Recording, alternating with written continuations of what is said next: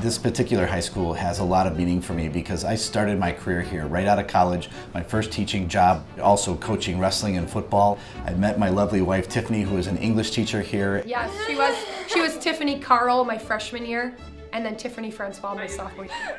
Both Tiffany and Luke were amazing teachers here at Waterford. I think people choose Waterford Union because we take care of each other. We look at each other's individual needs and what might be their challenges of the day, and we rally behind people. I mean, I've had friends say they'll like two-man carry me down the stairs. When I first arrived as superintendent, I was surprised by maintenance trucks being in front of the building on a regular basis, repairing and fixing things that were broken. Yeah, here's the one that falls off.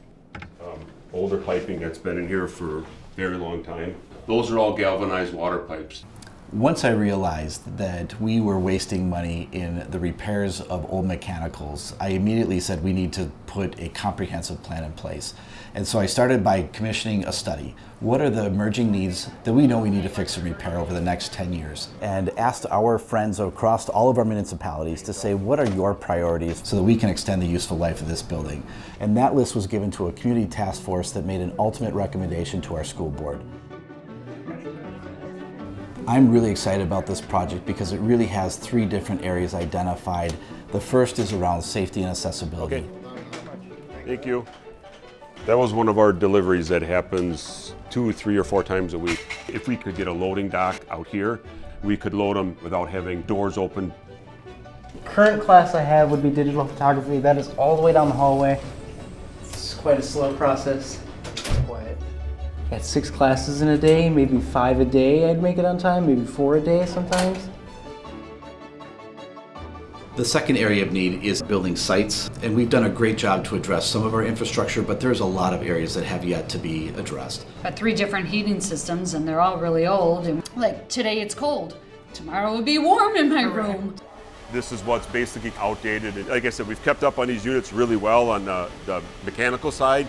The automation side is where we're really hurting, that needs to be done. Our third and final bucket is around classroom modernization to be a better learning space for today's learners. The idea of collaboration and working together is a must. That collaboration is hard when the classrooms are set up, 23 desks, all sitting right next to each other. The facilities and the classroom size, everything is still very old feeling. The entire referendum cost is $19,750,000, but we have been very strategic to minimize the tax impact for our community. Specifically, the increase would be $5 for every $100,000 of property assessed value. For an average home of $300,000, it would be $15 annually. I graduated in 1970, but my locker's still here, so I'm good. I would love to see more of the community just come and tour the building, see what we have. I know there are some people from the community that went through with Luke, and they were amazed at the issues we do have. So if people have a chance, I'd encourage them to come and take a tour of the building. I think at the end of the day, we all have a same common goal, which is to have great schools for our kids. Somebody before us had great schools for us when we went to high school, and now it's our turn in return to make sure that our schools are ready for students to do their best learning and for us to be the best school district we can be.